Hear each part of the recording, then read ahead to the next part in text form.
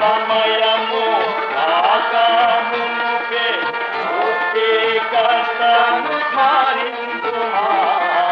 ఎరుపు సమయము రాకమునుపే సృష్టికర్తను స్మరించుమా.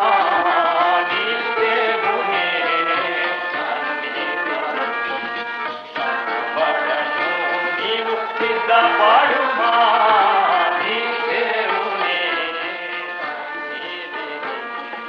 కనబడను నీవు సిద్ధపడుమా.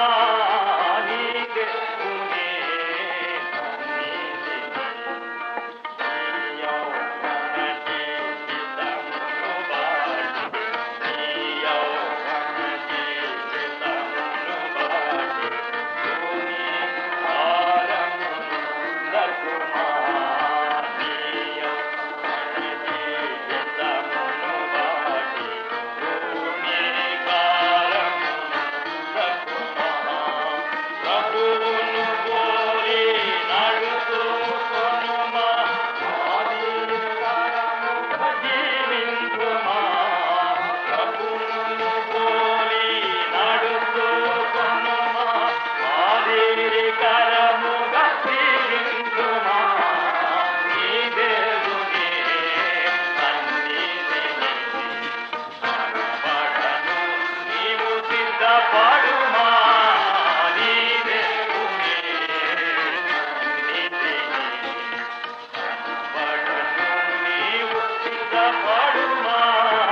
నీ దేవునే సన్నిధిని వినయ విధేయత కలిగి ఉండి, వినయ విధేయత కలిగి ఒకరినొకరు యోగ్యులుగా, వినయ విధేయత కలిగి ఒకరినొకరు యోగ్యులుగా, వందన చేయుచు పౌర కార్యముల వలె భావించుమా.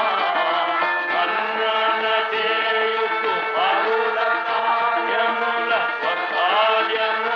వలె భావించుమా. నీ దేవునే సన్నిధిని కనబడను నీవు సిద్ధపడుమా. నీ దేవునే సన్నిధిని కనబడను నీవు సిద్ధపడుమా. నీ దేవునే ప్రేమ సంతోష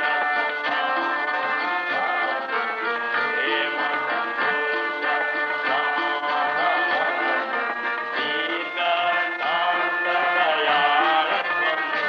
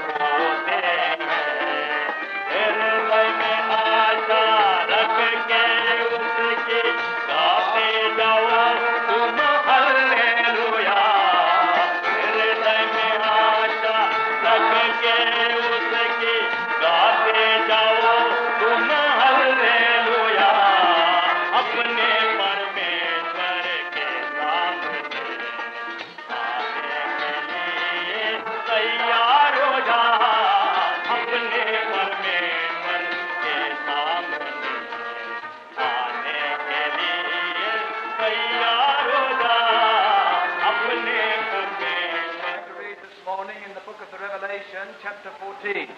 ఈ ఉదయ కాలమందు ప్రకటన గ్రంథం 14వ అధ్యాయమును చదవనయింటున్నాం. आज हम सवेरे प्रकाशित वाक्य 14 अध्याय में से पढ़ रहे हैं. We will read the chapter through. ఈ అధ్యాయం అంతా కూడా చదువుకుందాం. इस पूरे अध्याय को हम पढ़ लेंगे. और बहुत तक रह गया.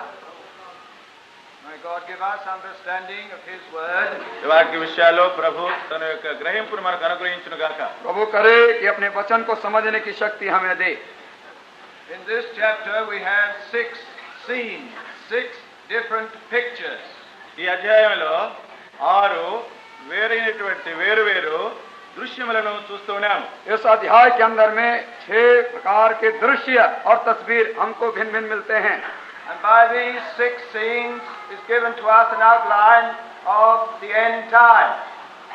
ఈ 6 దృశ్యముల ద్వారా ఈ చివరి దినముల యొక్క మరి కాలమును మనం గమనిస్తున్నాం. ये बाहरी 6 रूपरेखा के द्वारा से हम अंत के दिनों के जो चिन्ह है उसको मालूम कर सकते हैं. We shall just give a brief survey of the chapter and then return to the first scene in particular. ఇక్కడ ఈ అధ్యాయం అంతట్లో క్లుప్తమైన రీతిగా మనం దృష్టించిన తర్వాత ఈ మొదటి భాగమును గురించి ధ్యానించుకునేదేమో. इस अध्याय के ऊपरी बाहरी रूपरेखा को हम पहले देख लेंगे और उसके बाद में पहले दृश्य के अंदर हम आ जाएंगे. The first picture is verses 1 to 5. మొదటి దృశ్యము 1 నుండి 5 వచనముల వరకు. जो पहली तस्वीर है पहले 5 पद में मिलती है.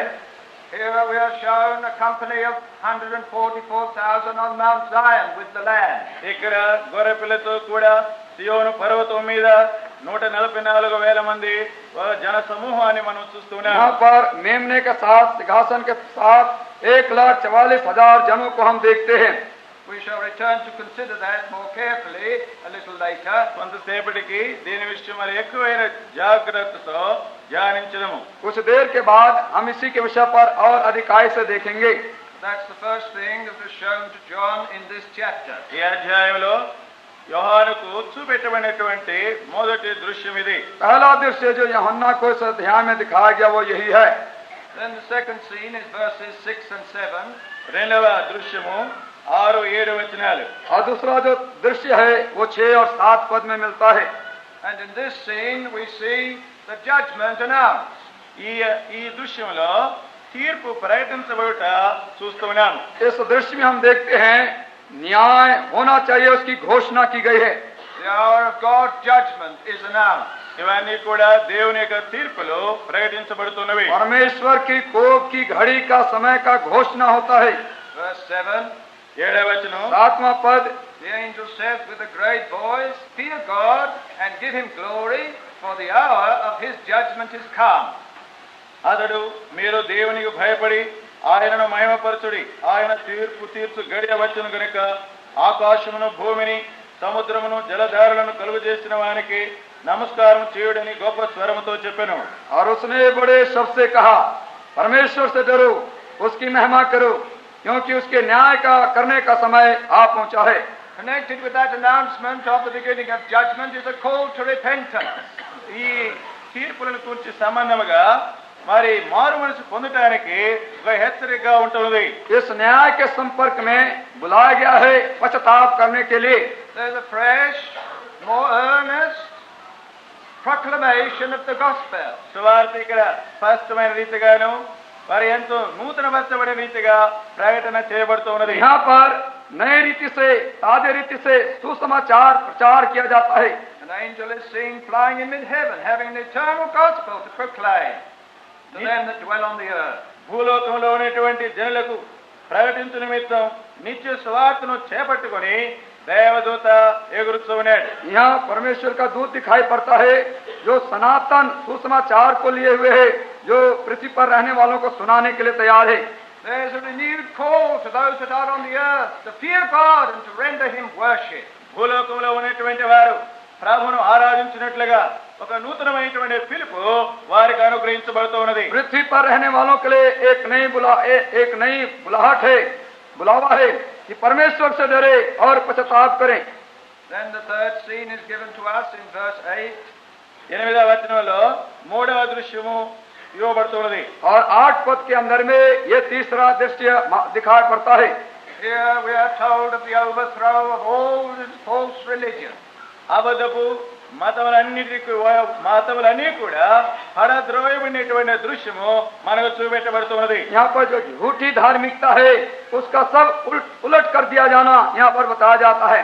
Another, a second angel followed, saying, Fallen, fallen is Babylon the Great, which hath made all the nations to drink of the wine of the wrath of her fornication.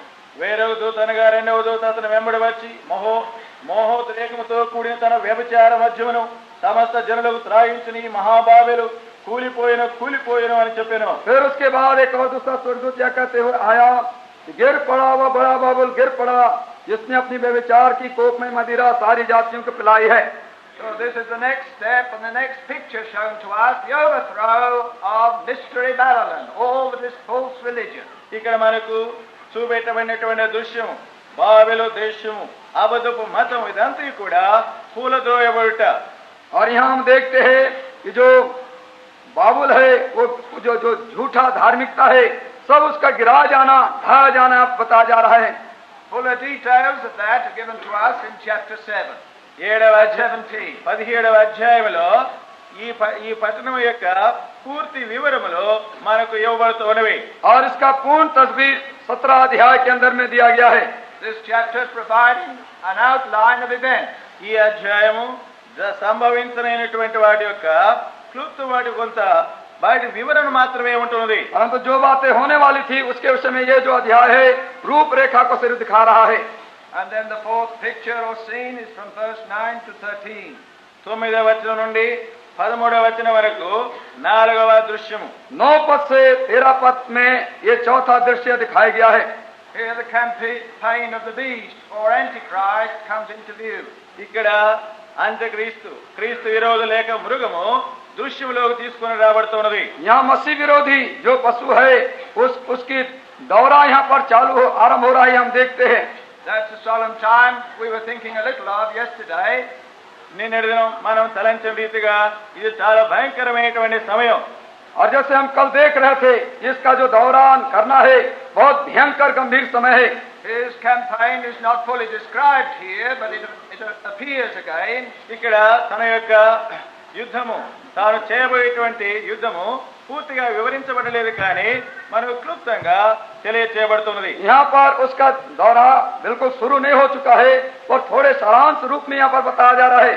In this section is given a solemn warning about worshipping him, giving worship to the beast or Antichrist. ఈ భాగంలో క్రీస్తు విరోధికి ఈ క్రూర మృగానికి ఎవరైతే ఆరాధన చేసేవారుగా ఉంటున్నారో అతి వారిని కూర్చున్నటువంటి ఒక హెచ్చరిక ఇవ్వబడుతున్నది. और यहाँ पर जो मसीह विरोधी की जो आराधना पूजा करने वाले हैं उनको एक चेतावनी, गंभीर चेतावनी दी जा रही है.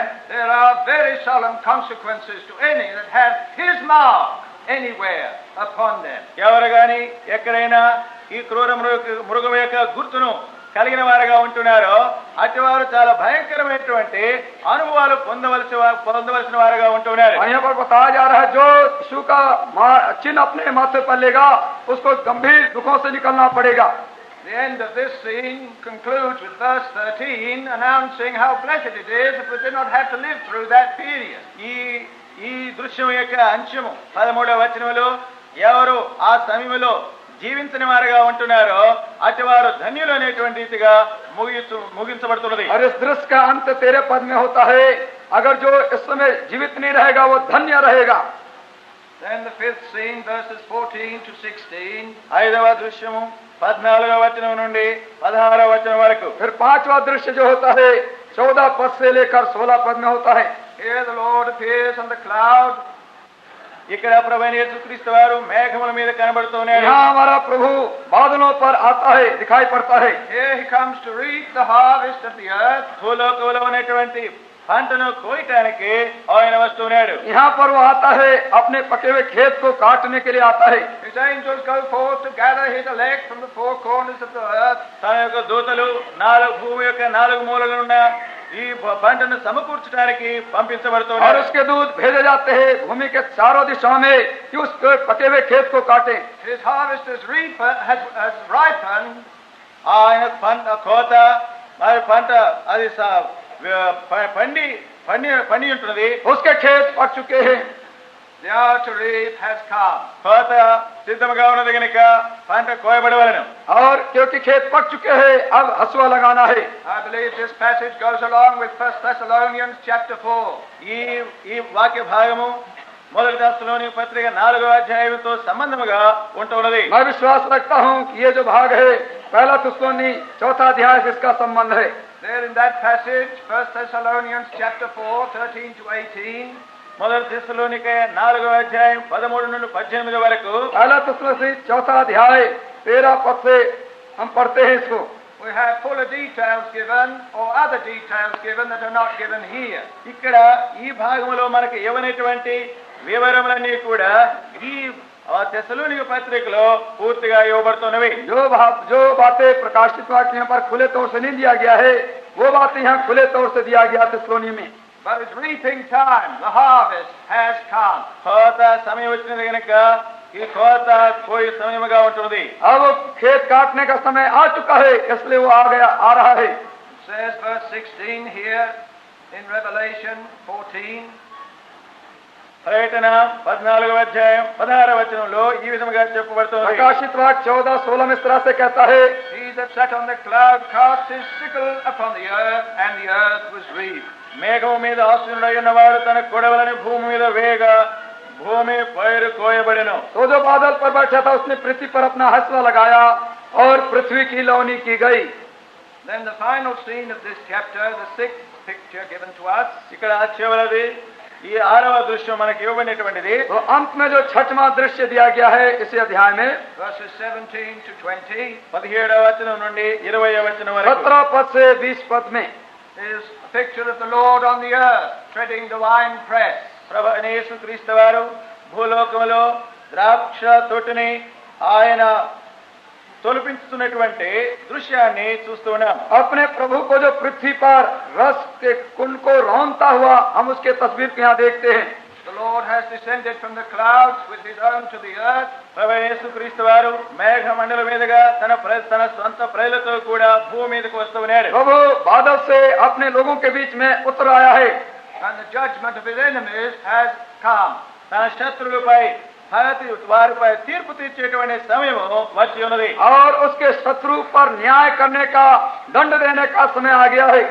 Now the details of this are given to us in chapter 19.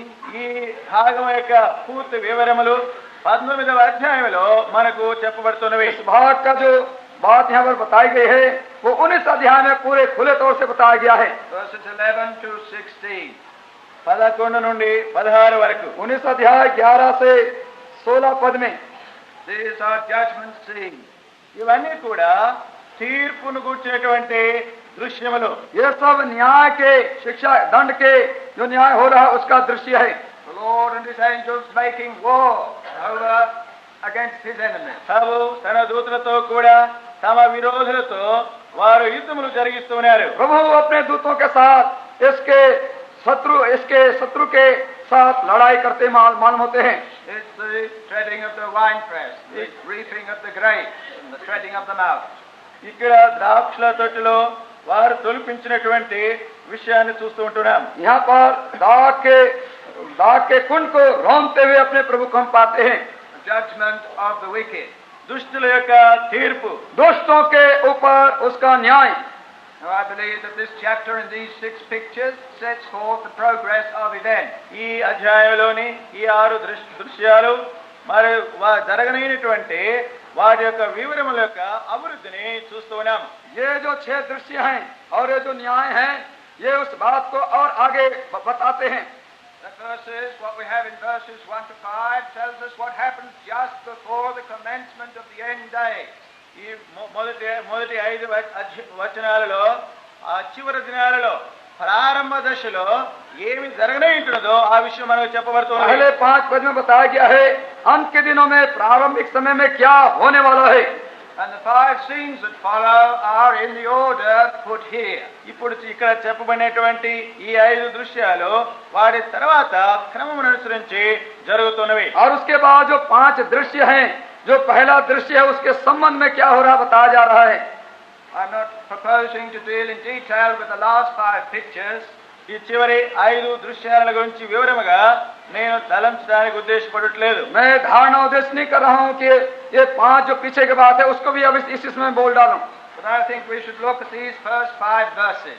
అయితే ఈ మొదటి 5 వచనాలను తలంచవలని నేను కోరుతున్నాను. और मैं चाहता हूँ कि पहले 5 पद के ऊपर हम ज्यादा समय ध्यान दें, To learn what we can from this vision that was given to John. యోహానుకు ఇవ్వబడినటువంటి ఈ దర్శనం ద్వారా మనము నేర్చుకోవాల్సినటువంటి విషయాలను నేర్చుకోవాలను. कि हम सीख सके इस दर्शन के द्वारा जो कि यूहन्ना को दिया गया था.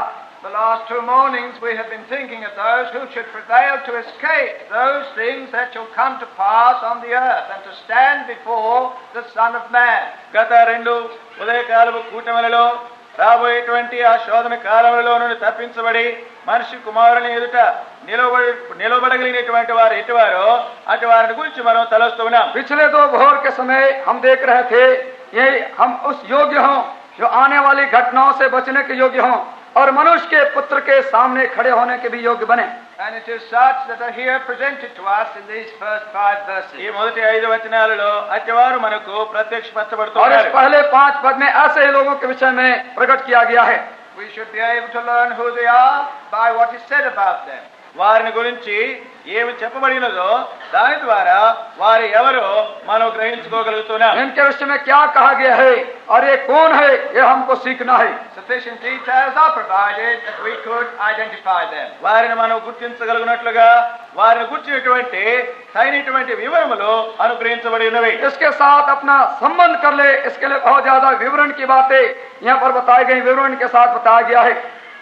First we notice what is given in verse 1. మొదటి వచనంలో ఏమి చెప్పబడినదో గమనించండి. हम ध्यान दे पहले पद में क्या लिखा हुआ है. And I saw, and behold, the Lamb standing on the Mount Zion, and with him 144,000, having his name and the name of his Father written on their forehead. మరియు నేను చూడగా ఇదిగో ఆ గొర్రె పిల్ల సియోను పర్వతం మీద నిలవబడి ఉండెను.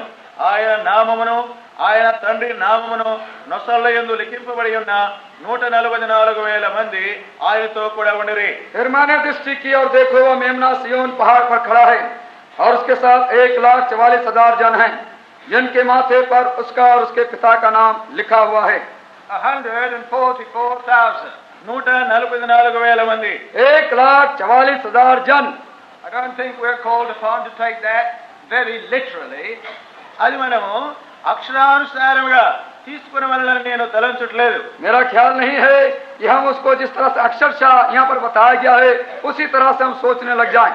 That of this company there's not one less and not one more. ఇక్కడ ఈ గుంపులో ఒకరు తక్కువ ఒకరు ఎక్కువ అనేటువంటి భావం కాదు.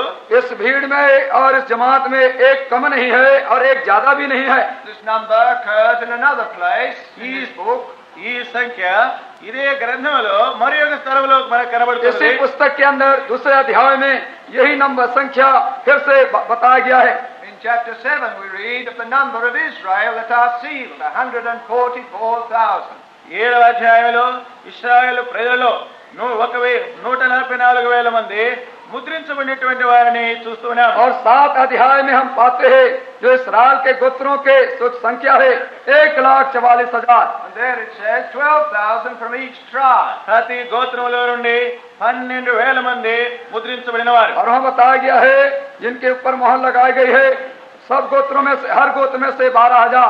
I don't think we need to take that literally, that exactly that number. ఆ సంఖ్య అక్షరానుసారముగా తీసుకుని వెళ్ళని నేను తలంచట్లేదు. मैंने कह रहा हूँ आपको कि इसी तरह से इसी गणना और संख्या के अनुसार इन बातों को हम ले लें. For a company that can be numbered, అయితే లెక్కించగలిగినటువంటి ఒక జన సమూహం और एक समूह है जन समूह है जो गणना की जाती है.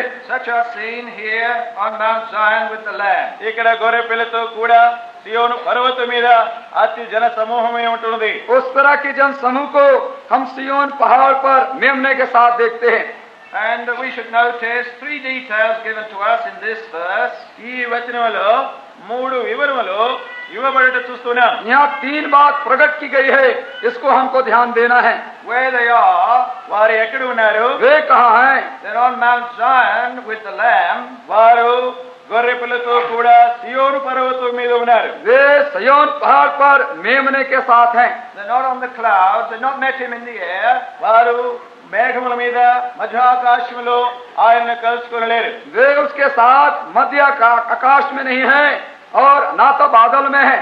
They're in the place where the thrones of judgment are.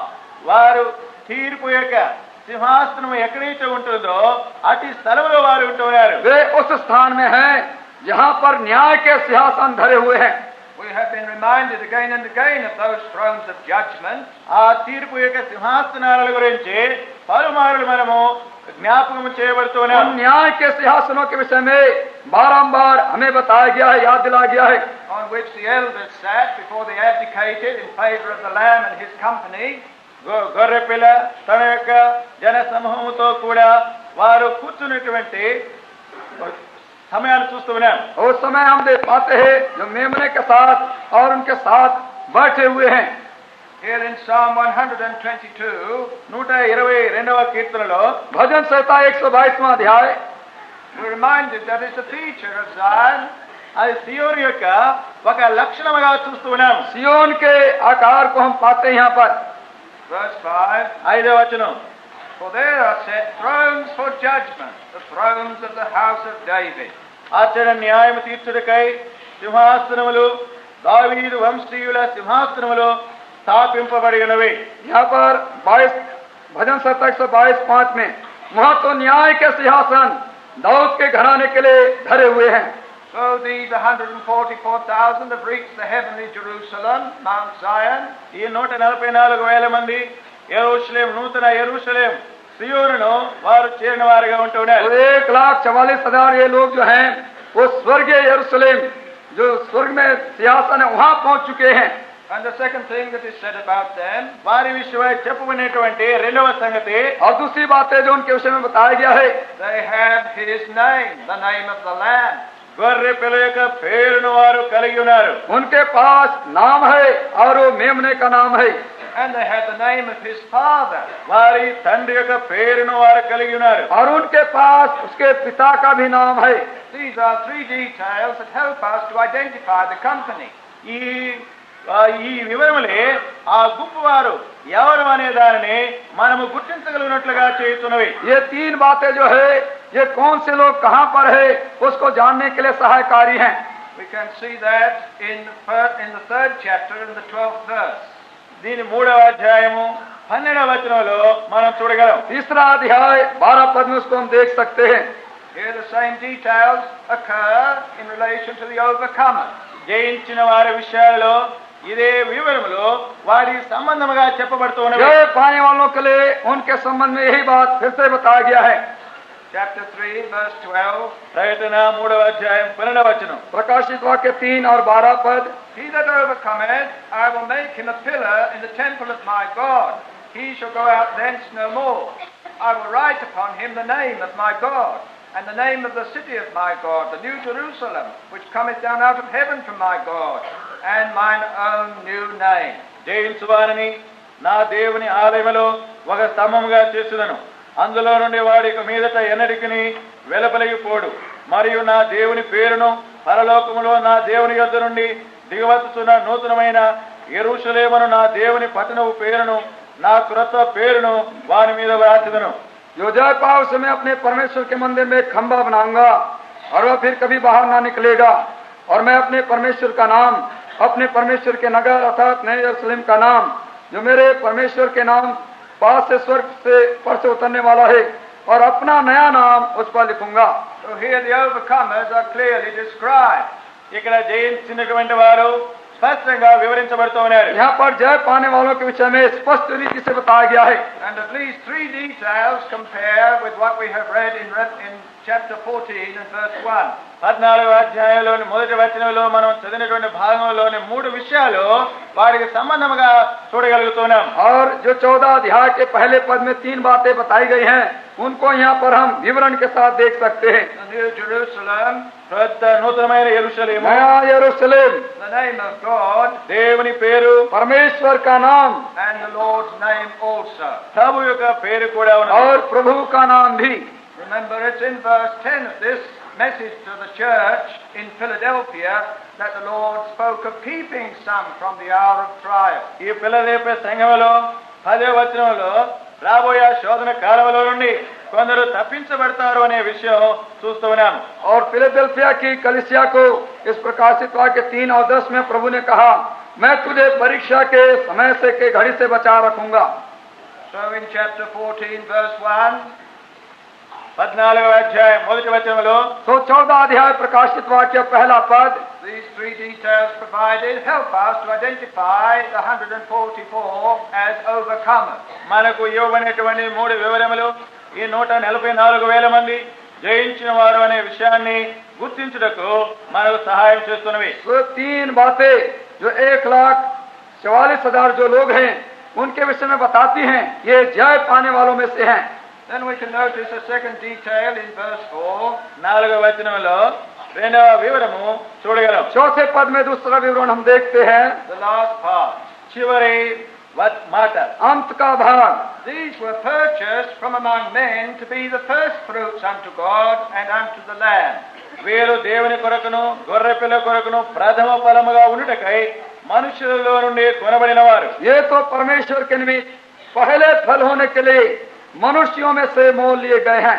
So here we have another word, ఇక్కడ మరి యొక్క మాట మనకున్నది. एक दूसरी बात यहाँ और बताई गई है, the first fruits. ప్రథమ ఫలము, प्रथम फल.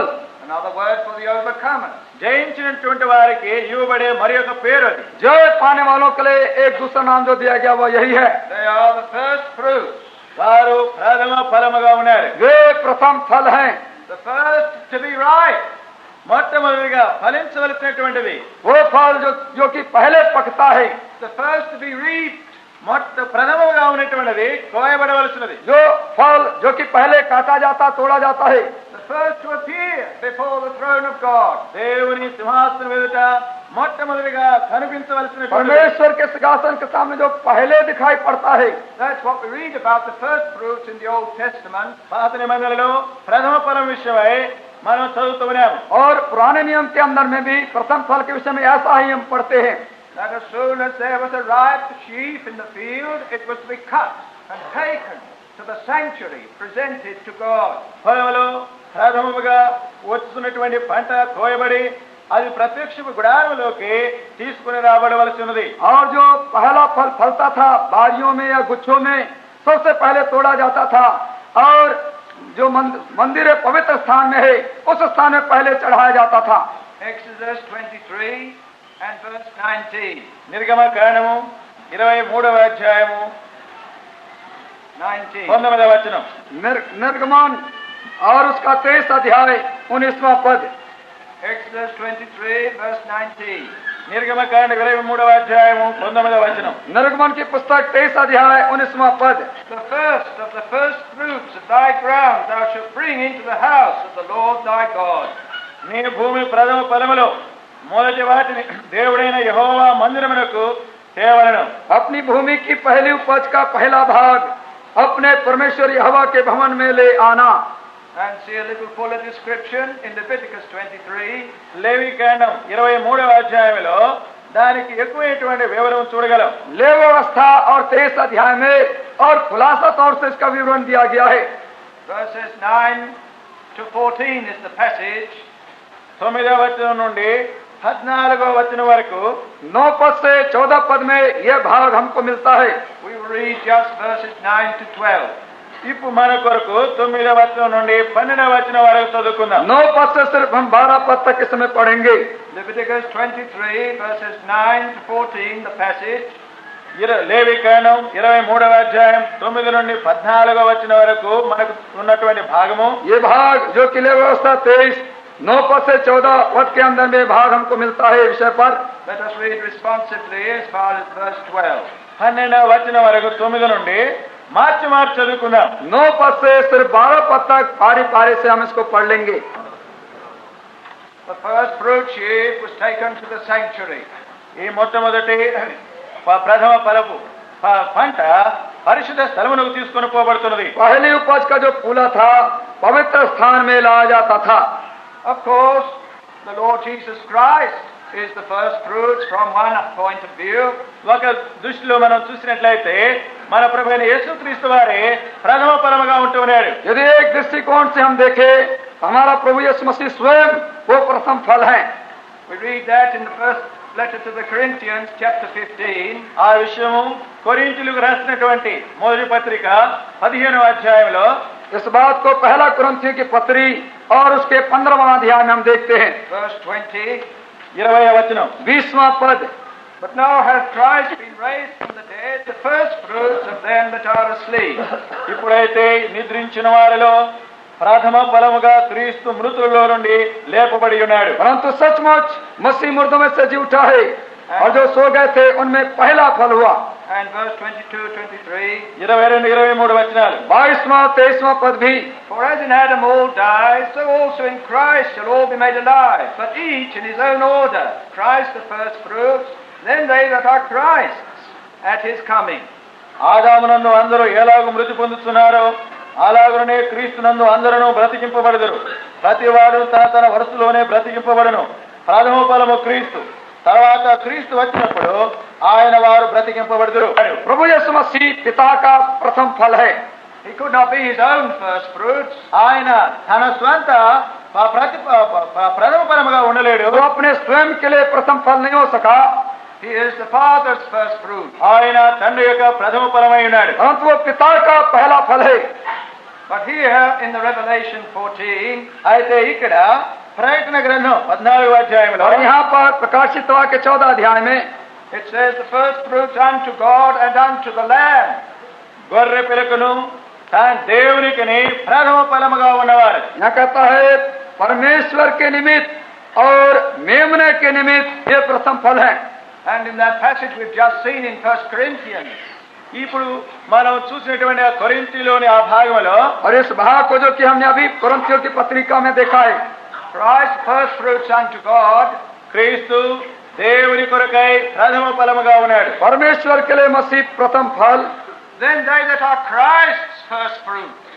ఎవరైతే ఇక్కడ క్రీస్తు యొక్క ప్రథమ ఫలముగా ఉన్నారు. और उसके बाद मसीह के लिए प्रथम फल। The 144,000 are thus described as first fruit. ఈ 144,000 మంది ప్రథమ ఫలముగా వివరించబడుతూ ఉన్నారు. यहाँ पर विवरण क्या बताया गया है? 1,44,000 जन जो हैं ये प्रथम फल हैं। They are with the Lamb on Mount Zion. వారు గొర్రె పిల్లతో కూడా సియోను పర్వతం మీద నిలిచి ఉన్నారు. वे मेमने के साथ सिय्योन पहाड़ पर हैं। They are described or shown to be overcomers. వారు జయించిన వారుగా చూపెట్టబడుతూ ఉన్నారు. यहाँ पर प्रकट किया गया है, बताया गया है कि वे लोग हैं जो जय पाने वाले हैं। The first to be ripened, the first to be reaped. మొట్టమొదటిగా వచ్చినటువంటి పంట అది కోయబడవలను. ये सबसे पहले जो फल हैं, पहले होने वाले और पकने वाले और काटे जाने वाले। The first to be presented unto God. మొట్టమొదటి ప్రథమ ఫలం దేవునికి ये సమర్పించబడవలను. पहले फल जो कि परमेश्वर को सबसे पहले चढ़ाना था। But they are further described in verse 4. 4వ వచనంలో వారు ఇంకా ఎక్కువగా వివరించబడి ఉన్నారు. और 4 चौथे पद के अंदर में इनके विषय में और खुलासतों से बताया गया है। 2 more things are said about them. వారి విషయమై ఇంకా 2 విషయాలు ఇక్కడ 2 చెప్పబడుతున్నాయి. और बातें उनके विषय में कहा गया है। These are they which were not defiled with women, for they are virgins. వీరు స్త్రీ సాంగత్యమున అపవిత్రులు కానివారు. ये वे हैं जो स्त्रियों के साथ अशुद्ध नहीं हुए हैं पर कुंवारे हैं। Now I don't suppose that means that they were all unmarried. ఇప్పుడు ఇక్కడ ఆ విధంగా చదువుట్లో వారు వివాహము కానివారు అనేటువంటి భావం కాదు. ये अर्थ नहीं है कि उनकी शादी ब्याह नहीं हुई थी। And although it says not defiled with women, I don't suppose it means they were all men. ఇక్కడ వారు స్త్రీ సాంగత్యమున అపవిత్రులు కానివారు అనేటువంటి మాటలో వారు వివాహము కానివారు అనేటువంటి భావం కాదు. और यहाँ पर कहा गया है स्त्रियों के साथ जो अपने को अपवित्र नहीं किए, इसका अर्थ यह नहीं है कि सिर्फ वहाँ पर पुरुष ही थे, स्त्रियां नहीं थी। Do not have to remain unmarried to be an overcomer. ఇక్కడ ఓ జయించిన వాడుగా ఉండవాలంటే వివాహము కానివాడగా ఉండాలనేటువంటి భావం కలిగి ఉండకూడదు. जय पाने के लिए बिना शादी के ही नहीं रहना पड़ता है। It is true that the Lord Jesus did point out an excellency in the matter of those who did not marry, ఎవరైతే వివాహం కాని వారుగా ఉంటున్నారో అటు వారి విషయాల్లో ప్రభువైన యేసుక్రీస్తు వారు ఒక శ్రేష్టమైనటువంటి విషయాన్ని గురించి చెప్పినటువంటి మాట నిజమే. ये सच बात है। प्रभु यीशु मसीह ने उनके विषय में कहा जिनकी ब्याह शादी नहीं हुए, वो उत्तम बात है करके बताया। he spoke in Matthew chapter 19 of those who are eunuchs for the kingdom of God's sake. ఎవరైతే దేవుని రాజ్యం నిమిత్తమై నపుంసకులుగా చేయబడి ఉంటున్నారో అట్టి వారి విషయమై చెప్పబడుతున్నది. और मत्ती के 19 अध्याय में प्रभु मसीह ने उनके विषय में कहा जो स्वर्ग के राज के विषय में जिन्होंने अपने को नपुंसक बना लिया है। See verse 12. మత్తయి సువార్త 19:12 వచనం. मत्ती 19:12 पद देखें। For there are eunuchs which were so born from their mother's womb. There are eunuchs which were made eunuchs by men.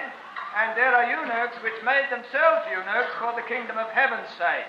తల్లి గర్భము నుండి నపుంసకులుగా పుట్టిన వారు కలరు, మనుషుల వలన నపుంసకులుగా చేయబడిన నపుంసకులను కలరు, పరలోక రాజ్యము నిమిత్తం తమను తామే నపుంసకులుగా చేసుకున్న నపుంసకులను colour.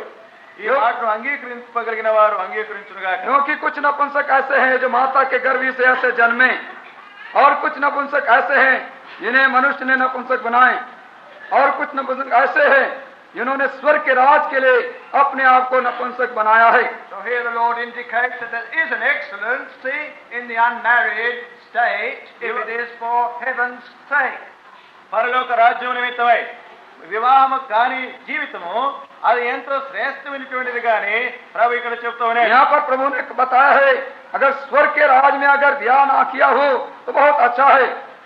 But we are not to gather from that the marriage union in any way defiles if it is according to God. ఇక్కడ దీన్ని బట్టి చూసినట్లయితే వివాహ జీవితం అది ఎంతో అపవిత్రమైనటువంటి జీవితం అనేటువంటి విషయాన్ని తలంపు తీసుకొని రాకూడదు. हम ये नहीं कर सकते हैं जब परमेश्वर की इच्छा के अनुसार जो शादी का नाता जोड़ा जाता है वो अपवित्र जीवन है करके हम नहीं कह सकते हैं। Marriage is a divine ordinance. వివాహం అనేటువంటిది దైవికమైనటువంటి ఏర్పాటుతో కూడినది. जो ब्याह है परमेश्वर की तरफ से ठहराई हुई ये बात है। It's wonderful when it is according to God's word. దేవుని వాక్యానుసారముగా ఏర్పాటు చేయబడినటువంటిది ఎంతో ధనికరమైనటువంటిది. यदि इसका संबंध और नाता परमेश्वर के वचन के अनुसार से जोड़ा जाए तो ठीक है। It's to be held in honor. అది ఎంతో ఘనమైనదిగా ఎంచబడవలెను. उसको आदर के योग्य समझना है। Then there shall be no defilement in it. అప్పుడు ఆ విధముగా చేయబడినటువంటిదైతే దానిలో ఏ అపవిత్రత ఉండదు. अब इसके अंदर कोई अपवित्रता नहीं होगी। That's before us in Hebrews chapter 13. హెబ్రీయులకు రాసినటువంటి పత్రిక 13వ అధ్యాయంలో ये हमारे सामने इब्रानियों की पत्री 13 अध्याय में मिलता है। And verse 4. 4వ వచనం. और चौथा पद Let marriage be had in honor among all, and let the bed be undefiled. వివాహము అన్ని విషయములలో ఘనమైనదిగాను పానుపు నిష్కల్మషమైనదిగాను ఉండవలెను. विवाह सब बात में आदर की बात समझी जाए और बिछौना निष्कलंक रहे। So marriage according to God is not defiling. దేవుని నిర్ణయం ప్రకారం వివాహం అనేటువంటిది అపవిత్రమైనది కాదు. जो शादी विवाह परमेश्वर की इच्छा से होता है वे अपवित्रता के लिए नहीं होता है। And I believe we're not to suppose that this 144,000, because they're called virgins undefiled, have never been married. ఈ 144,000 మంది వారు వివాహం వారి స్త్రీ సాంగత్యం వల్ల అపవిత్రులు కానివారు అనేటువంటి మాట మనకు చెప్పబడట్లో వారు వివాహం కానివారని తలంచట్లేదు. हमें नहीं कह सकते हैं कि जो 1,44,000 हैं जो स्त्रियों के साथ अशुद्ध नहीं हुए यहाँ पर बताया गया है, इसका अर्थ नहीं है कि वे बिना शादी के थे। But it surely does indicate this. అయితే ఈ విషయం మనకు తెలియచేయబడుతుంది. परंतु ये निश्चय है हमें ये बात प्रकट करता है That the union preeminent in the life of this 144,000 is the union with Christ. వారి ఈ 144,000 మందికి ఉన్నటువంటి మొట్టమొదటి ఐక్యత వారు క్రీస్తుతో కూడా ఐక్యపరచబడినటువంటి వారు. हमें पाते हैं कि 1,44,000 जन हैं जिनकी एकता है, जिनका जो संबंध है वो मसीह के साथ है। Nothing should interfere with the purity of that. దానిలోని పవిత్రతను అభ్యంతరపరచగలిగినటువంటిది ఏది కూడా లేదు. और उस एकता के अंदर में जो उस पवित्रता है उसके साथ कोई बातें बीच में नहीं आनी चाहिए। Paul the Apostle was greatly exercised about that. అపోస్తలుడైన పౌలు దీని విషయమై తాను ఎంతో అభ్యాసం కలిగి ఉంటున్నాడు. जो पौलुस प्रेरित है इस बात के लिए बहुत ज्यादा अभ्यास करता था. Comes out in his second letter to the Corinthians, chapter 11. కొరింథీయులకు రాసినటువంటి రెండవ పత్రిక 11వ అధ్యాయంలో మనకు చెప్పబడుతుంది. दूसरा कुरिन्थियों की पत्री और 11 अध्याय में ये बातें सामने आती हैं. Verses 2 and 3. 2-3 వచనాలు. दूसरा पद और तीसरे पद में, For I am jealous over you with a godly jealousy. For I espoused you to one husband, that I might present you as a pure virgin to Christ. But I fear, lest by any means, as the serpent beguiled Eve in his craftiness, your mind should be corrupted from the simplicity and the purity that is toward Christ. 2 కొరింథీ 11:2 దేవాసక్తితో మీ ఎడల ఆసక్తి కలిగి ఉన్నాను. ఎందుకనగా పవిత్రురాలైన కన్యకునిగా ఒకడే పురుషునికి అనగా క్రీస్తుకు సమర్పింపవలనని మిమ్మను ప్రదానము చేసేదని గాని సర్పము తన కుయుక్తి చేత హవ్వను మోసపరిచినట్లు మీ మనస్సులను చెరుపుబడి క్రీస్తు ఎడలనున్న సరళత నుండి పవిత్రత నుండి ఎట్లయినా తొలగిపోవుదురేమని భయపడుతున్నాను. Here the apostle is writing to all the believers in that corrupt city of Corinth. ఇక్కడ అపోస్తలుడు కొరింథీలో ఉన్నటువంటి ఆ పట్టణంలో ఉన్నటువంటి విశ్వాసులందరి విషయమై వ్రాస్తున్నాడు. और यहाँ पर प्रेरित पौलुस उस कुरिन्थी के भ्रष्ट हुए जगत के अंदर में इन सब विश्वासियों को लिख रहा है. It was in the city of Corinth that the temple of Aphrodite was. అక్కడ The temple of the god Aphrodite. అక్కడ దేవత ఆఫ్రోడిట్ అనేటువంటి ఒక దేవత ఉన్నటువంటి పట్టణమే కొరింథు. ये कुरिन्थ में अफ्रोडाइट जो कि एक देवता का मंदिर था वहाँ पर था. And in that temple there were 1,000 women dedicated to a life of shame. అక్కడ ఆ మందిరంలో 1000 మంది స్త్రీలు ఆ దేవత కొరకై ఎంతో అవమానంతో దాని కొరకై సమర్పించబడిన వారుగా ఉంటున్నారు. और उस मंदिर के अंदर में 1000 स्त्रियां थी जो कि देवदासियां थी. श्रमजनक जीवन बिताने के लिए अपने जीवन को दे दिया था. The atmosphere of the city must have been very immoral. ఆ పట్టణం యొక్క వాతావరణం అంతా కూడా ఎంతో అవినీతితో కూడినదిగా ఉంటుంది. और उस शहर का जो दृश्य था पूरी रीति से अनैतिक दृश्य ही था. Would be a battle for any believer to remain in simplicity and purity toward Christ. క్రీస్తు విషయంలో ఎంతో విధేయతలో పరిశుద్ధతలో జీవించే విషయంలో ప్రతి విశ్వాసికి ఒక పోరాటం ఉండేటువంటి స్థలముగా ఉంటుంది. और हर एक विश्वासी को मसीह के साथ सिधाई से पवित्रता से चलने के लिए एक युद्ध में आना उस समय था. What is it that makes a virgin? One who is pure and undefiled. ఒక కన్యకగా చేయగలిగినటువంటి దేవుటి తనలో ఉన్నటువంటి పరిశుద్ధత. और कुंवारी और कुंवारा कौन है? वो कैसे बनते हैं? जो कि सीधे है और पवित्र जीवन बिताते हैं. It's not just abstaining from immoral acts.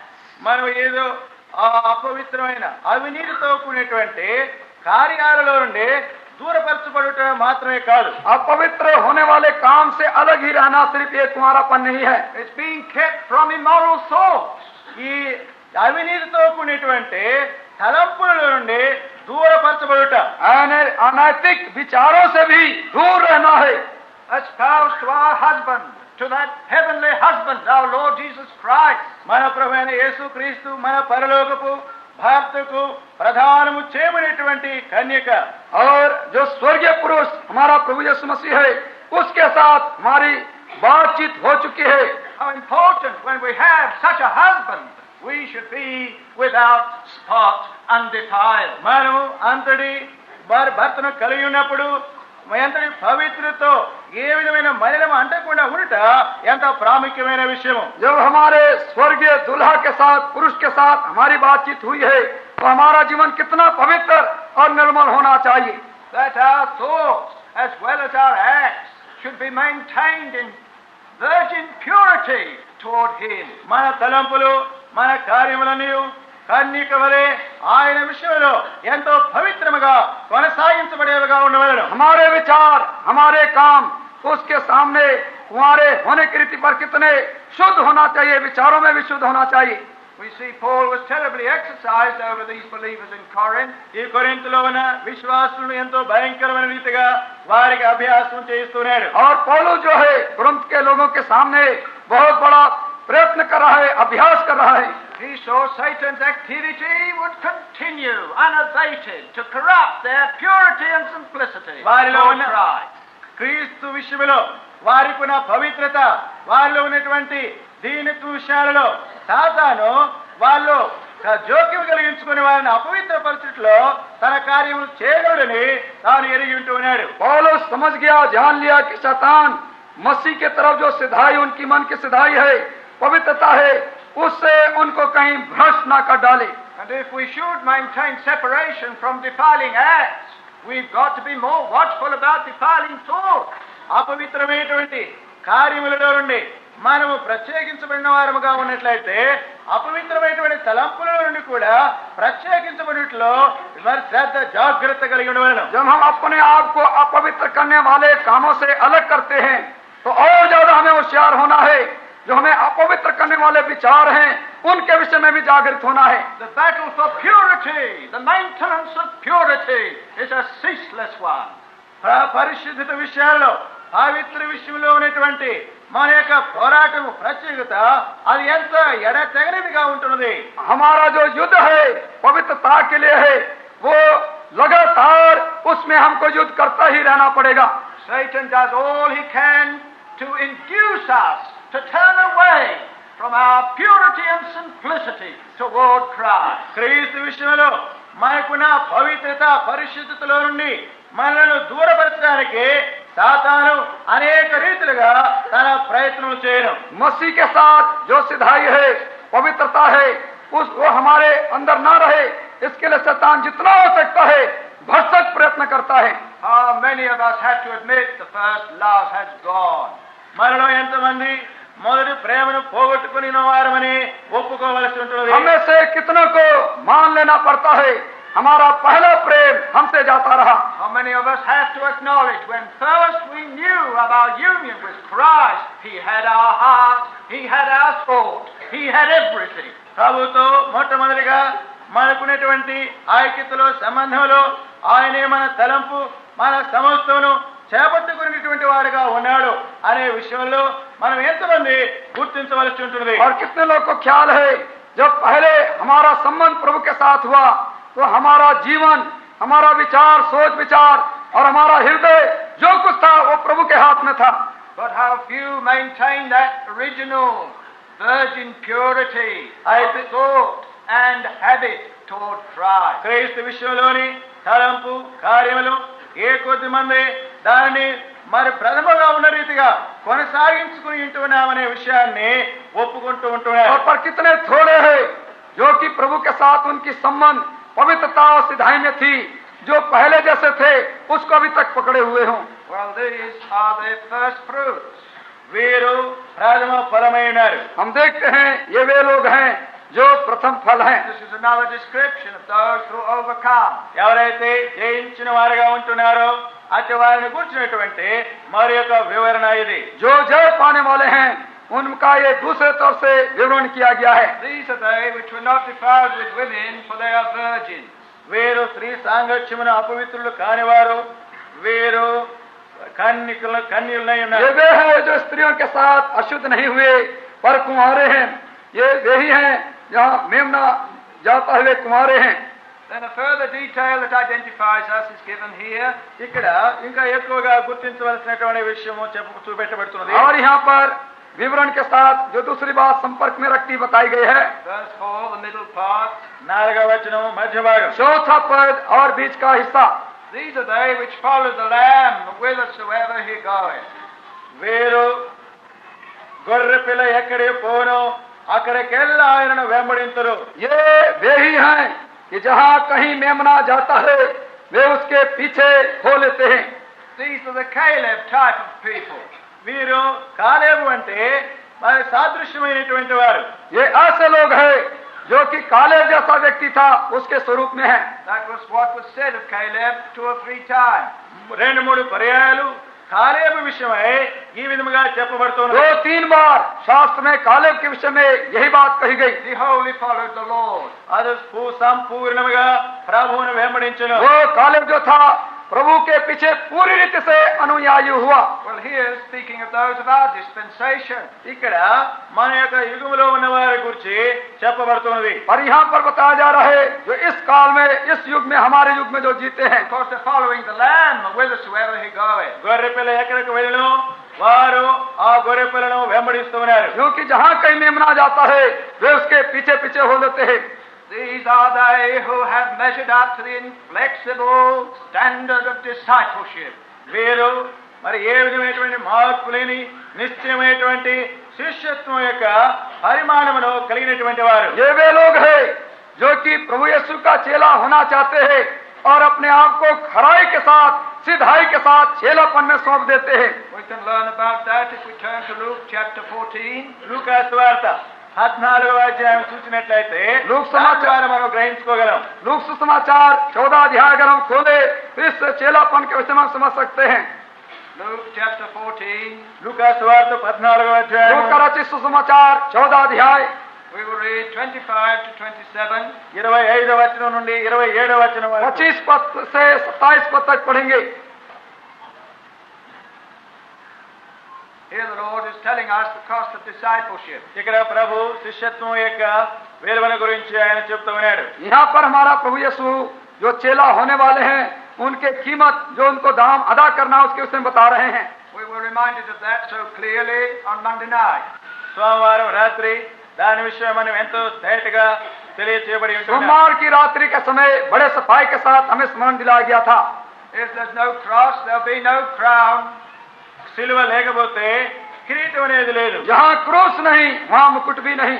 If we're unwilling to suffer with him, we shall not enjoy the honor he bestows. ఆయనతో కూడా మనం శ్రమ పడటానికి ఇష్టపడకపోయినట్లయితే ఆయన మనకు అనుగ్రహించే కిరీటంలో బహుమానంలో పాలు పొందటానికి అర్హులము కాము. यदि हम तैयार नहीं होते हैं उसके साथ दुख उठाने के लिए, तो जो आदर मान वो हमको देना चाहता है वो हम नहीं पा सकते हैं. Here the Lord is telling us, those who follow the Lamb whithersoever he goeth. ఇక్కడ గొర్రె పిల్ల ఎక్కడికైతే వెళ్ళినో అక్కడికల్లా వెంబడించేటువంటి వారిని గురించి ప్రభు చెప్తూ ఉన్నారు. यहाँ प्रभु बता रहे ये वे लोग हैं जहाँ मेमना जाता है वहाँ पीछे पीछे चलते हैं. Hates his own life, his father, his mother, his wife, his children, his brethren, his sisters, yea, all, in order to follow as a disciple. ప్రభువును ఆయన యొక్క శిష్యుడిగా వెంబడించుట్లో తండ్రిని, తల్లిని, భార్యను, పిల్లలను, అన్నదమ్ములను, అక్క చెల్లెలను, తన ప్రాణమును సహా ద్వేషింపవలను. और प्रभु यीशु के पीछे चलने के लिए अपने माता पिता, भाई बहन, स्त्री बच्चों सबको छोड़ करके वो चलता है. Verse 33.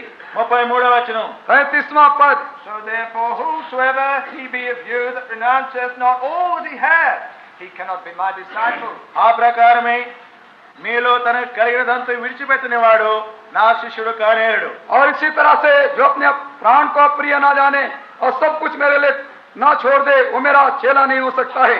Here the Lord is sifting the company that follows. ఆయనను వెంబడించేటువంటి ఒక సమూహమును గురించి చెప్తూ ఉన్నాడు. यहाँ जो उसके पीछे चल रहे उसके विषय में प्रभु बता रहा है. He's using the fan to separate the chaff from the corn, as John said he would. యోహాను చెప్పినట్లుగా ఆయన తన చేట చేత ధాన్యాన్ని పొట్టులో నుండి ధాన్యమును ఆయన వేరు చేయను. जैसा यूहन्ना ने कहा है उसका सूप उसके हाथ में है और वो गेहूं भूसे को गेहूं से अलग करेगा. It's better to be sifted by Christ than sifted by Satan. సాతాను కంటే క్రీస్తు వలన మనం వేరు చేయబడట ఎంతో ధనిత. शैतान के द्वारा फटके जाने से प्रभु मसीह के द्वारा फटका जाना उम्दा है, अच्छा है. The Lord Jesus spoke to Peter about Satan having obtained permission to sift him as wheat. ప్రభువైన యేసుక్రీస్తు వారు పేతురుతో చెప్తూ ఉన్నాడు, ఆయన గోధుమలే తాను జల్లెడ పెట్టేటట్లుగా సాతాను ప్రభు యొక్క ఏ విధముగా అనుమతి పొందుతున్నదో ఆ విషయాన్ని గురించి प्रभु यीशु मसीह ने शमौन के विषय में कहा, शैतान ने मांग लिया है कि तुझे गेहूं की नाई फटके. If we're not sifted by Christ, we may be sifted by Satan. మనం క్రీస్తు వలన మరి జల్లెలు పట్టబడినట్లుగా చేయబడకపోతే సాతాను వలన మనం జల్లింపబడదు. यदि हम मसीह के द्वारा से फटके ना जाएं तो जरूरी है शैतान के द्वारा फटके जाएंगे. The object, of course, is different. దాని యొక్క The object of the two siftings is different. ఇప్పుడు ఈ రెండు జల్లెలు పట్టుట్లో ఉన్నటువంటి ఉద్దేశాలు వేరువేరుగా ఉన్నవి. ये जो फटके जाने की जो दोनों प्रकार की बातें हैं इसके अभिप्राय अलग अलग हैं. If the Lord sifts us, it's in order to get rid of the chaff. ప్రభు మనలను జల్లించినట్లయితే ఆ మనలను ఈ పొట్టులో నుండి ఆయన వేరు చేసే ఉద్దేశం కలిగి ఉన్నాడు. यदि प्रभु हमें फटकता है, अर्थ यह है हमारे अंदर से जो भूसा है उसको निकाल देता है. But if Satan gets a chance to sift us, it'll be in order to get rid of the wheat, only chaff left. ఇక్కడ మనం సాతాను ఒకవేళ జల్లించేటువంటి అవకాశం కలిగిన వాడుగా ఉన్నట్లయితే తాను ఈ గింజలను తాను జల్లిన పెట్టి వాటి చెత్తను పొట్టును మాత్రం తాను కలిగి ఉంటాడు. अगर शैतान फटकने लगे हमें तो गेहूं को पटक डालेगा, भूसा रह जाएगा सिर्फ. We must be sifted. మనము జల్లింపబడవలను. हमें तो फटका जाना है. We see in John chapter 6, the Lord doing a great sifting of those that were following Him. యోహాను సువార్త 6వ అధ్యాయంలో ప్రభు ఎవరైతే తను వెంబడించేవారుగా ఉంటున్నారో అట్టి వారిని జల్లిన పట్టినట్లుగా చూస్తున్నాము. यहाँ यूहन्ना समाचार 6वें अध्याय में प्रभु यीशु मसीह बड़ी फटक से फटक रहा है. जो लोग उसके पीछे चल रहे हैं उनके साथ. The multitudes were following Him at that time. ఆ సమయంలో గొప్ప జన సమూహం ఆయనను వెంబడిస్తున్నది. उस समय प्रभु के पीछे बड़ी भीड़ के भीड़ चली जा रही थी. They wanted to make Him their king. వారు ఆయనను తమ రాజుగా చేసుకునేవారని वे కోరుతున్నారు. तो प्रभु मसीह को अपना राजा बनाना चाहते थे. That we read in verse 15. 15వ వచనంలో ఆ విషయాన్ని చదువుతున్నాము. 15 पद में इस बात को हम पढ़ते हैं. Jesus, therefore, perceiving that they were about to come and take Him by force to make Him king, withdrew again into the mountain Himself alone. రాజుగా చేయుటకు వారు వచ్చి తను బలవంతముగా పట్టుకొనబోతున్నారని యేసు ఎరిగి మరలా కొండకు ఒంటరిగా వెళ్ళెను. यूहन्ना 6:15 यीशु ये जानकर कि मुझे राजा बनाने के लिए आकर पकड़ना चाहते हैं, फिर पहाड़ पर अकेला चला गया. He knew all kinds of motives they had for coming to make Him king. వారు ఆయన యొద్దకు వచ్చి రాజుగా చేయుటలో ఎలాంటి ఉద్దేశములు కలిగి ఉన్నారో ప్రభు ఎరిగి ఉన్నాడు. प्रभु जान गया किस उद्देश्य को लेकर वे मेरे पास आ रहे हैं कि मुझे राजा बना ले. So He withdraws. అందువలనే తాను వారికి దూరపరుచుకుంటూ ఉన్నాడు. सुबह अपने को वहां से बाहर निकाल लेता है. But then from verse 24 they catch up on Him again. 22వ వచనం నుండి మరలా ఆయనను పట్టుకుంటూ ఉన్నారు. और 24 पद में वे फिर से आकर प्रभु मसीह को पकड़ लेते हैं. And then He begins this great discourse. ఇక్కడ ఈ గొప్ప మాటలను వారితో చెప్తూ ఉన్నాడు. और उसके साथ फिर वो बड़े शब्दों में ये उनके साथ बातचीत करने लग जाता है. And He's sifting them. అప్పు వారిని జల్లెడబడుతూ ఉన్నాడు. और फिर उनको फटकना शुरू कर देता है. And you see verse 41, Jews begin to murmur. 41వ వచనంలో యోధులు సనగటానికి ప్రారంభించారు. और 41 पद में हम देखते हैं यहूदी उस पर को आने लगे. And then verse 52, they begin to strive among themselves. 52వ వచనంలో తమలో తాము వాదించుకుంటానికి ప్రారంభించారు. और 52 पद में हम देखते हैं यहूदी आपस में झगड़ने लगे. Then verse 60, the disciples begin to grumble. 60వ వచనంలో చూస్తే శిష్యులు వారు సనగటానికి ప్రారంభించారు. और 60 पद में हम देखते हैं कि चेले भी कुड़कुड़ाने लग गए. And on verse 66, many of the disciples walked no more with Him. 66వ వచనంలో చూస్తే శిష్యులు అనేకులు వెనక్కు తీసి ఆయనను ఇంకా ఎన్నడూ వెంబడించలేదు. और 66 पद में हम देखते हैं उसमें चेलों में से बहुत तेरे उल्टे फिर गए और उसके बाद उसके साथ ना चले. And with what is the Lord left? యేసు ప్రభుతో ఇంకా ఎందరూ నిలిచి ఉన్నారు. और प्रभु यीशु के साथ फिर कितने लोग रह गए? He's left with the 12 only. 12 మంది మాత్రమే ఆయనతో उसके విడిచిపెట్టబడినారు. साथ सिर्फ 12 शागिर्द रह गए. They've all disappeared. They could not stand the sifting. అందరూ ఈ జనులకు నిలబడలేక ఆయనను విడిచి వెళ్ళిపోయినారు. वे इस फटकनी के सामने खड़े नहीं हो सके, उसे सब छोड़कर चल दिए. Verse 67, 67వ వచనం 67 पद में Jesus said, therefore unto the 12, would ye also go away? కాబట్టి యేసు మీరు కూడా వెళ్ళిపోవాలని ఉన్నారని 12 మందిని అడగగా तब यीशु ने उन 12 से कहा, क्या तुम भी चले जाना चाहते हो? Verse 68, 68వ వచనంలో 68 पद में Simon Peter answered him, Lord, to whom shall we go? సీమోను పేతురు ప్రభువా ఎవని యొద్దకు వెళ్ళుదుము? शमौन पतरस ने उसको उत्तर दिया कि हे प्रभु हम किसके पास जाएं? We've got no alternative but you. Who else should we go to? మరి మేము ఇంకా ఎవరిని మేము కలిగి ఉన్నాము? ఎవరి యొద్దకు మేము నిన్ను విడిచి వెళ్ళగలం? तुम्हारे सिवा हमारे लिए कोई नहीं है दूसरा. हम अब किसके पास जाए तो जाए किसके पास? That's a good point to reach in our relations with the Lord. ప్రభుతో మనకున్నటువంటి సంబంధంలో ఆ విధముగా చేరుట ఎంతో గొప్ప విషయం. ये बड़ी बात है. इस तरह से अपने प्रभु के साथ उसके पहुंच के पास पहुंचे। When we got to that point, then we can follow the Lamb whithersoever he goeth. ఆ భావం మనం కలిగినప్పుడు ఆ గొర్రెపిల్ల ఎక్కడికైతే వెళ్ళినో ఆయనను వెంబడించుట శ్రేష్టమైనటువంటిది. जब इस अर्थ को हम समझ जाते हैं, भावार्थ को, तो हम इस योग्य हो सकते हैं, जहां जहां मेमना जाता है हम वहां वहां जा सकते हैं। So many have other alternatives to Christ. క్రీస్తు కాక వేరు ఇతరమైనటువంటివి అనేకులు తాము కలిగి ఉంటున్నారు. बहुत से लोगों के पास मसीह को छोड़ करके दूसरे उसके साथ हो लिए हैं।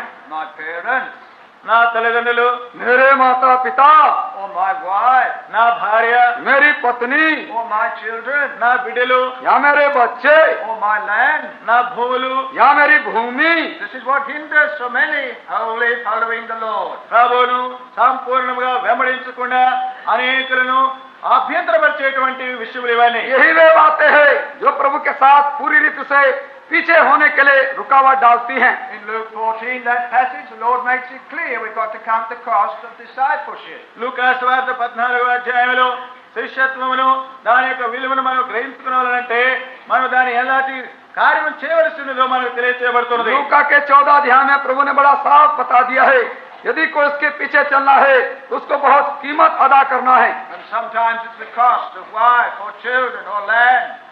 వారి కొన్ని పర్యాయాలు బిడ్డలు కానీ భార్య కానీ భూములైనా కూడా నష్టపరచుకోవాల్సి ఉంటుంది. और कुछ समय इस कीमत अदा करने में स्त्री है, बच्चे है, जमीन है, भूमि है। And that means renouncing ourselves.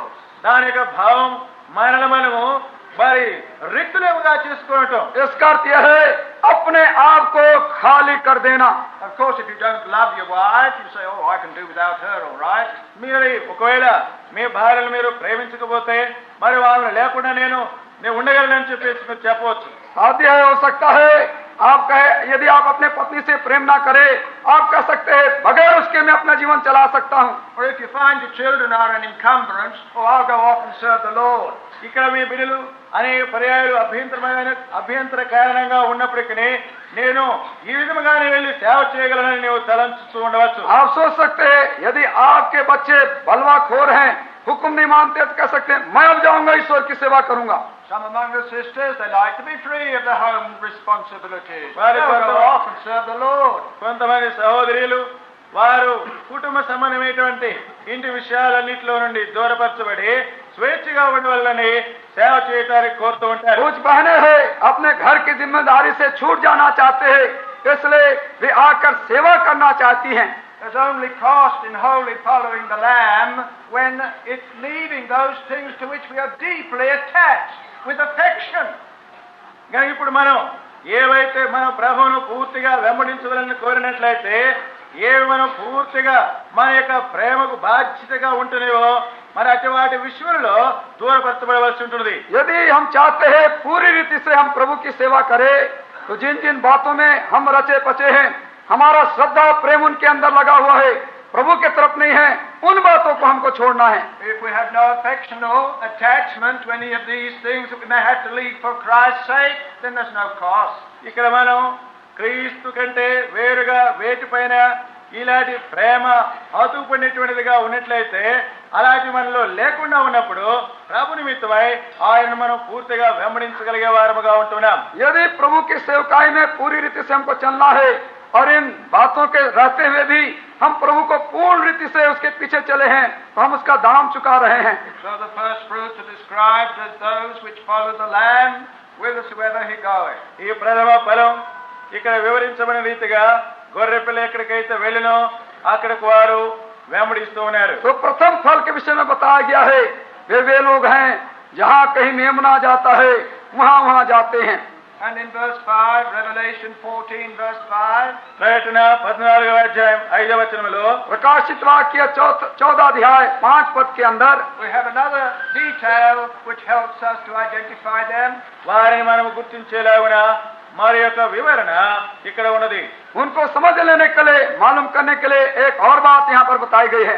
And in their mouth was found no lie. వేరే నోట ఏ అబద్ధమును కనబడలేదు. और उनके मुंह से कभी झूठ ना निकला था। In their mouth was found no lie. వేరే నోటి యందు ఏ అబద్ధమును కనబడలేదు. और उनके मुंह से कोई झूठ नहीं निकला था। That's an exceptionally high standard for the present time, isn't it? ప్రస్తుత కాలానికి నిజంగా అది ఎంతో ఉన్నతమైనటువంటి స్థానం. ये वर्तमान समय के लिए ऊंचा स्थान होने के लिए ये बहुत जरूरी बात है. What is one of the characteristics of our time? మన యొక్క కాలంలో, ప్రస్తుత కాలంలో వీటి యొక్క లక్షణాలలో ఒక లక్షణం ఏమిటి? और आजकल के वर्तमान दिनों में जो गुण धर्म मालूम होते हैं, चिन्ह दिखते हैं, उनमें से कौन सा चिन्ह है? It's lying. అబద్ధములు. यह है झूठ बोलना. It's quite a victory if you never tell a lie. మీరు ఇక్కడ నీవు ఎన్నడూ అబద్ధము చెప్పకుండా ఉన్నట్లయితే అది ఎంతో విజయం. यदि आप कभी भी झूठ न बोले तो ये आपके लिए बड़ी विजय है. This is a very searching standard. నిజంగా ఇది ఎంతో పరిశోధించుకునేటువంటి అంతస్తుగా ఉన్నది. ये हमारे जांचने के लिए, माप तोल के लिए ऊंचा नाप है. You say, well, of course, I don't tell many lies. నేను ఇది ఎక్కువ చాలా అబద్ధాలు మాత్రం చెప్పను. हम कहते हैं हाँ ठीक बात है, बहुत ढेर सा झूठ हम नहीं बोलते हैं. Do you speak the truth as it is in Jesus? యేసులో ఉన్న రీతిగానే నీవు సత్యమును గురించి మాట్లాడుతున్నావా? या प्रभु यीशु मसीह में जो सच्चाई है उसी रीति से क्या बोलते हैं? In his mouth was found no lie. ఆయన నోట ఏ అబద్ధమునో లేదు. उसके मुंह में कोई झूठ नहीं पाया गया. He is the truth, clear, transparent as crystal. ఆయన సత్యమైంటున్నాడు. ఆయన స్వచ్ఛమైనటువంటి స్ఫటికమును పోలి ఉంటున్నాడు. वो सत्य है और जो पारदर्शी सत्य है उसमें पूरी सच्चाई है. We too readily make excuses for telling lies. అబద్ధమును చెప్పుట్లో అనేక సాకులను మనం చెబుతూ ఉంటున్నాం. झूठ बोलने के लिए कितना हम बहाना खोज निकालते हैं. Maybe in our relation to our work, మన పని యొక్క సంబంధంలో గాని, हो सकता है हमारे कार्यों के संपर्क में. that's one very big field of testing on this matter. ఈ సందర్భంలో పరిశోధించబడటానికి ఇది ఎంతో మనకు పరిశోధనగా ఉంటుంది. ये हमारे कार्य का जो क्षेत्र है, हमारे जीवन की सच्चाई के लिए पारख का जगह है. Oh, everybody does it. How can I avoid? ఇతరులు అనేకలా విధముగా చెబుతూ ఉండగా నేను ఏ విధముగా దాన్ని తప్పించుకోగలను? हाँ, सब कोई मेरे दफ्तर में बोलते हैं, मैं कैसे इसको नहीं बोलूं?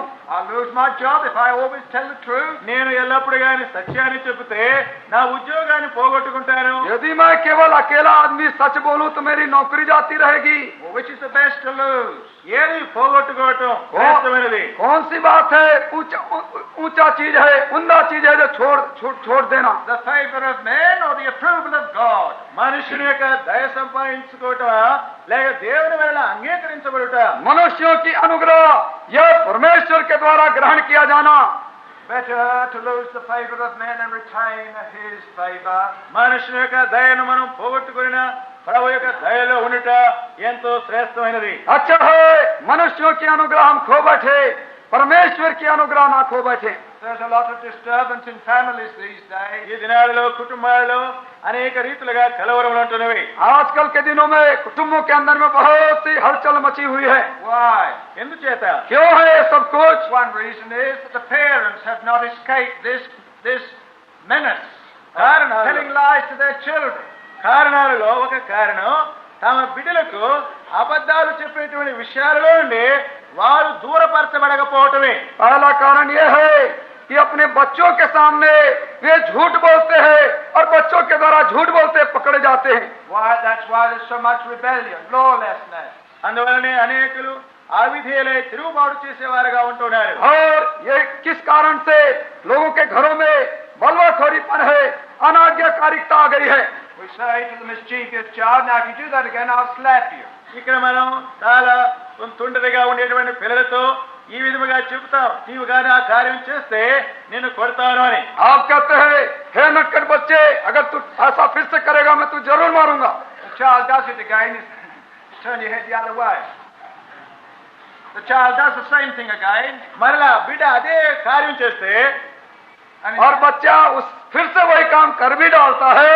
instead of doing what you said, you turn your head the other way and grin. మరి నీవు చెప్పిన దాన్ని చెప్పినట్లుగా చేసేదానికి ప్రతిగా నీ తల మన ప్రకృతి తిప్పుకుంటావు. कहा था कि अब गड़बड़ करेगा मारूंगा, लेकिन उस तरफ हंस दिया मुंह दिखा के, मारा नहीं उसको.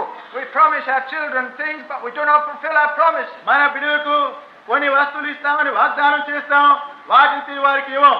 बच्चों कहते फलाने चीज हम तुमको देंगे, टाइम आता नहीं देते। So we forfeit our children's confidence. అందువలనే మన బిడ్డల యొక్క నమ్మకత్వాన్ని పోగొట్టుకుంటున్నాం। और इसी कारण से अपने बच्चों के ऊपर में जो आपके ऊपर वो विश्वास रखे, वो विश्वास बच्चे नहीं रख सकते हैं। These that are here on Mount Zion with the Lamb are those in whose mouth there's no lie. అయితే ఇక్కడ గొర్రె పిల్లతో కూడా సియోను పర్వతం మీద ఉన్నటువంటి వేరు, గొర్రె పిల్లని వెంబడిస్తున్నటువంటి వేరు, వారి నోట ఏ అబద్ధమును లేదు। ये सिय्योन पर्वत पर मेमने के साथ जो है, उनके मुंह में कभी झूठ नहीं पाया गया। That's a very solemn test. నిజంగా అది ఎంతో గొప్ప పరీక్షగా ये ఉంటుంది। बहुत बड़ी गंभीर कसौटी है।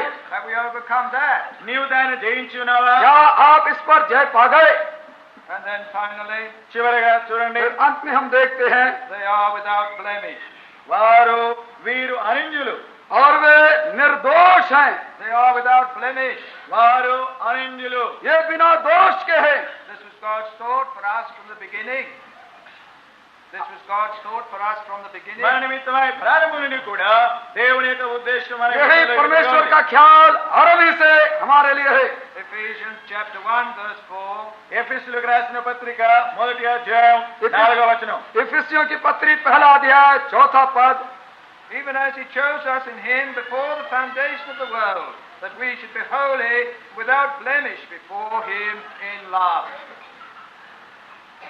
మనలను ముందుగా 6వ వచనం మధ్యలో, మనలను ముందుగా తన కోసం నిర్ణయించుకొని మనము తన ఎదుట పరిశుద్ధులమును నిర్దోషులమై ఉండవలనని జగత్తు పునాది వేయబడక మునిపే ప్రేమ చేత ఆయన క్రీస్తులో మనలను ఏర్పరచుకొనెను। ऐसा उसने हमें जगत की उत्पत्ति से पहले उसमें चुन लिया, हम उसके निकट प्रेम में पवित्र और निर्दोष हों। Notice it's before him. We have to appear before him. మనము ఆయన ఎదుట నిలబడవలెను। यहाँ पर ध्यान दे, हमें उसके सामने खड़ा होना है। That's why we must be without blemish. అందువలనే మనము అనింజులముగా నిర్దోషులముగా ఉండవలెను। इसलिए हमें बिना दोष के निर्दोष होना है। That was required of every sacrifice offered, must be without blemish.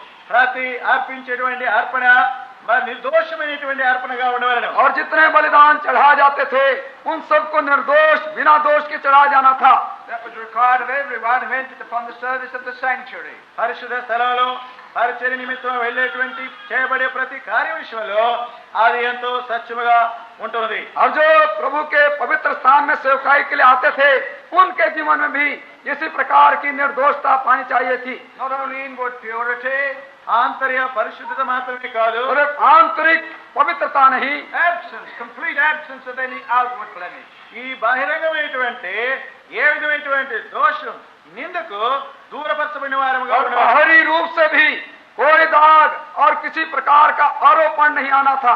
That's why there was a laver at the entrance to the sanctuary. అందువలనే పరిశుద్ధ స్థలంలో ప్రవేశించిన నిమిత్తముగా ఒక గంగాళం ఉంటూ ఉన్నది। और इसी कारण से पवित्र स्थान में जाने से पहले उनके लिए हौदी थी, जहां वो अपने को शुद्ध करते थे। They had to be holy, without blemish as they went in, and also as they came out to men. ఇక లోపల పరిచర్య నిమిత్తం లోపల ప్రవేశించినప్పుడు వెలుపడకు వచ్చినప్పుడు ఏ విధమైనటువంటి దోషము నింద లేకుండా నిర్దోషగా ఉండవలెను। पवित्र स्थान की सेवकाई के लिए अंदर जाने से पहले उनको अपने को हौदी में धो लेना पड़ता था, और सेवकाई से बाहर आने से पहले उनको धो लेना था।